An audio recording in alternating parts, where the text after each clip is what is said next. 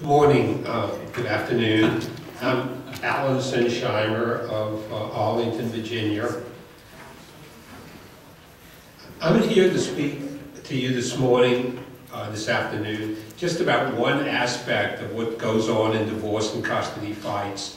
I think there was more people here talking about the tragedies than any other event, particularly if you consider we're not asking you for any money, any kind of financial assistance, just to listen to what's going on and try to consider doing something to what people are going through.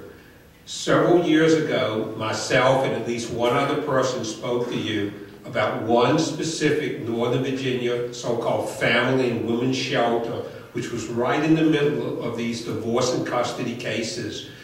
3 separate people reported to us that when women went there, they were told as a condition of admission they had to file charges against their husbands for sexually harassing them and their children. This was a condition of admittance. I don't even want to mention the name, but it's in the handout. We begged you to investigate.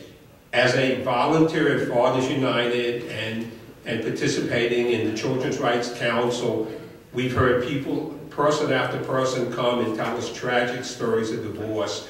But I don't believe I've ever heard a case where a government-funded and charitably funded organization is literally the instigator of people being taken away from their children, having false charges brought.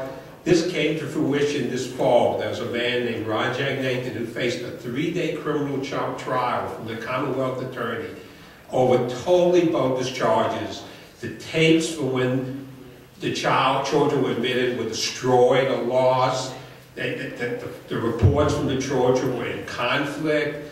The mother has done everything possible to destroy this man's relationship with his children. She went to the FBI. That didn't work. She tried to file charges with the Internal Revenue Service. And then she goes to this women's shelter who was experts at this. And they were able to bring these charges. They had charges that supposedly he wasn't feeding his children. They had one of these psychologists have the children doing drawings, and supposedly a little bird pecking at the father bird's stomach was evidence that he wasn't feeding the children. I mean, this is really going on, but you know, as opposed to all these people here who told you different things, I'm just here about one aspect. A funded charity which got over $3 million in HHS funds this year is, according to this thing that I'm passing out, instigating this hatred, anger, and destruction to families. And even Judge Alden said she didn't think the children would ever recover from these fights that have been going on for years, and they've truly been embellished by experts, this women's shelter and family shelter, who apparently have years of experience in doing these things. I truly beg for you to investigate this and do something about it. Thank you very much. Thank you.